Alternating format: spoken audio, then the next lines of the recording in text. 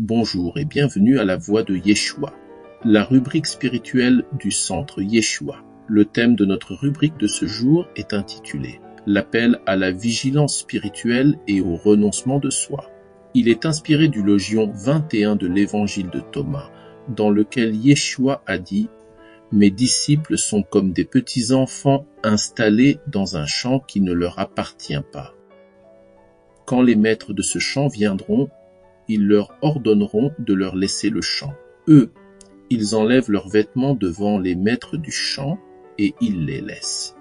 Voilà pourquoi je dis que si le maître de la maison connaît l'heure de la venue du voleur, il veillera et ne le laissera pas percer la maison de son royaume et partir avec ses biens.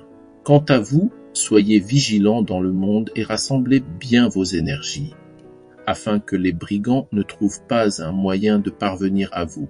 En effet, le profit que vous attendez, ils le trouveront. Qu'il y ait en vous un homme averti. Une fois le fruit mûr, cet homme averti vient sans tarder avec sa faucille et il le cueille.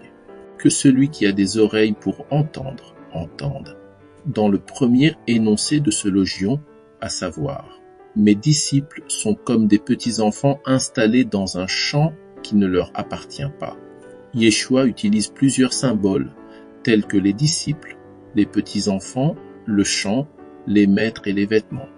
Pour Yeshua, ses disciples sont ceux qui suivent son enseignement, aspirent à l'unité spirituelle avec Yahweh, à la transformation intérieure et au royaume.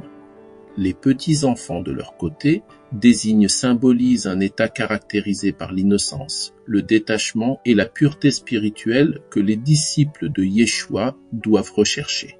Tout comme ses enfants, les disciples de Yeshua sont encouragés à ne pas avoir de possession, à ne pas avoir honte de suivre sa voie spirituelle et ne pas s'attacher à ce qui est passager. Dans le même énoncé, Yeshua fait allusion au champ qui n'appartient pas à ses disciples. Ce champ représente le monde matériel ou la vie terrestre. Pour Yeshua, les disciples, tout comme les êtres humains en général, ne sont que des occupants temporaires de ce monde. Ils y sont de passage. L'âme humaine est considérée comme étrangère à la matière physique. Ce monde n'est pas leur véritable demeure ou possession éternelle. Dans le deuxième énoncé, Yeshua dit « Quand les maîtres de ce champ viendront, ils leur ordonneront de leur laisser le champ. Eux, ils enlèvent leurs vêtements devant les maîtres du champ et ils les laissent. » Dans cet énoncé, les maîtres du champ symbolisent les forces dominantes du monde matériel ou de ce qui s'oppose à l'évolution spirituelle de l'homme. Il s'agit particulièrement des forces spirituelles inférieures qui régissent le monde matériel. Ce sont des puissances du monde des ténèbres qui ont reçu de Yahweh tout pouvoir sur la terre et le monde matériel. Lorsque Yeshua utilise l'expression « enlever leurs vêtements », il fait allusion aux vêtements en tant que symbole des attachements mondains et de l'identité externe ou matérielle. Ce vêtement est le corps physique, la richesse et les biens matériels.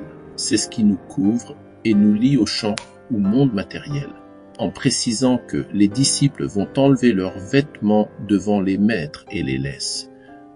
Yeshua enseigne l'acte de renoncement total, de dénuement et en signe de renonciation de soi. En effet, confrontés aux maîtres qui réclament leur dû, les disciples se dénudent et abandonnent tout ce qui leur est attaché dans ce monde matériel. Pour Yeshua, laisser les vêtements est synonyme de dénuement spirituel et de libération de l'âme du corps physique et des liens matériels. Les disciples de Yeshua ne doivent rien retenir de matériel sur terre et être prêts à tout laisser sans résister ni s'accrocher. Ils doivent vivre dans un état de non-possession et de détachement, comme des enfants qui jouent dans un lieu qui n'est pas le leur. Dans le troisième énoncé de ce logion, à savoir, voilà pourquoi je dis que si le maître de la maison connaît l'heure de la venue du voleur, il veillera et ne le laissera pas percer la maison de son royaume et partir avec ses biens. Ouais.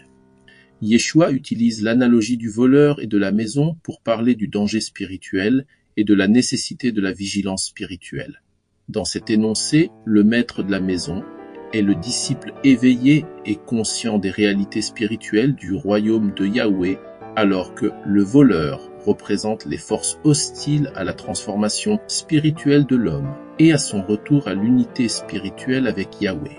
Yeshua exhorte ainsi ses disciples à être perpétuellement préparés et conscients que les forces ennemies œuvrent dans l'ombre à empêcher les hommes de se tourner vers Yahweh. Par conséquent, ils doivent protéger leur maison intérieure, leur cœur et leur âme des pulsions et de l'influence du mal. Ils doivent reconnaître les manifestations ou les pulsions de ces forces du mal, leur résister et les repousser en tout temps afin de veiller à garder et à maintenir leur cœur dans un état de pureté et de sainteté. Cet état de pureté du cœur leur permet de préserver la lumière intérieure, l'énergie spirituelle ainsi que les vertus ou les trésors spirituels d'être détruits ou compromis par les attachements et les vanités de ce monde. Dans le 4e énoncé de ce logion, Yeshua invite ses disciples à être vigilants dans le monde. Ils doivent vivre dans le monde, mais sans en faire leur demeure, ni s'y attacher, ni se laisser endormir par les illusions mondaines.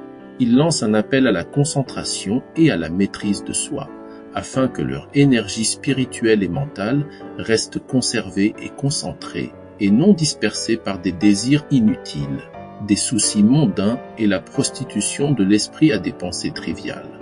Le but de l'ascèse et de la maîtrise de soi, recommandé par Yeshua, est de rendre l'être intérieur impénétrable aux influences extérieures. En étant concentrés et vigilants, les disciples ne laissent aucune faille, aucune brèche dans la maison intérieure par laquelle les forces du mal pourraient s'introduire et prendre le contrôle de leur être intérieur.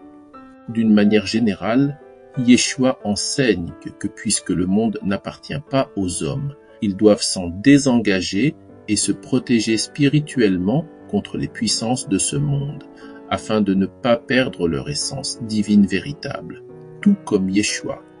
Chaque homme devrait dire « Ma maison n'est pas de ce monde, elle est dans la demeure de Yahweh mon Père ». Merci une fois de plus de nous écouter, de partager cette rubrique avec vos proches et de vous abonner à notre chaîne afin d'être informé des nouvelles rubriques du Centre Yeshua. On se donne rendez-vous à la prochaine rubrique.